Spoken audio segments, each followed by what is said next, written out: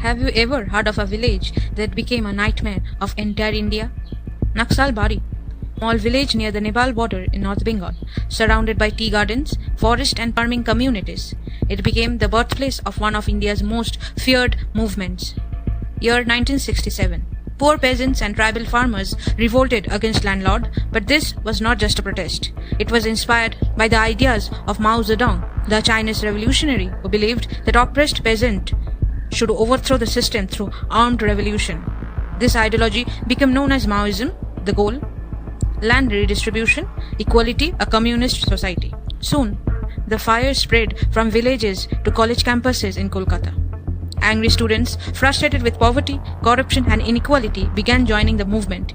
Many believed revolution could bring justice faster than democracy. Then came the most dangerous phase. Charu Majumdar promoted the terrifying annihilation line.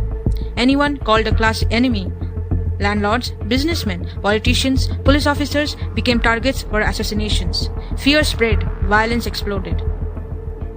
In response, the government of India launched Operation Steeplechase in 1971, a massive crackdown against the growing Naxalite movement. Police, army and paramilitary forces entered villages, forests and cities to hunt down Naxal leaders and supporters. Thousands of suspected members, student activists were arrested, secret hideouts were raided, campuses were monitored, and armed encounters became common.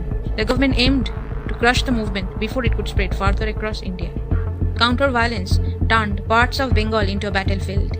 Then came the collapse. The government crackdown intensified, safe houses were raided, leaders were hunted across Bengal. In 1972, Charu Majumdar was arrested by Kolkata police from a secret hideout.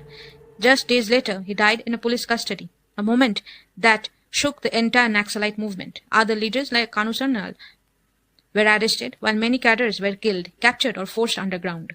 The revolution that once inspired thousands of students and peasants slowly began to fracture under fear, violence and continuous government operations.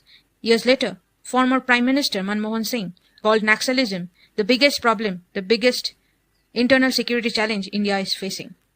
But today, the movement is far weaker.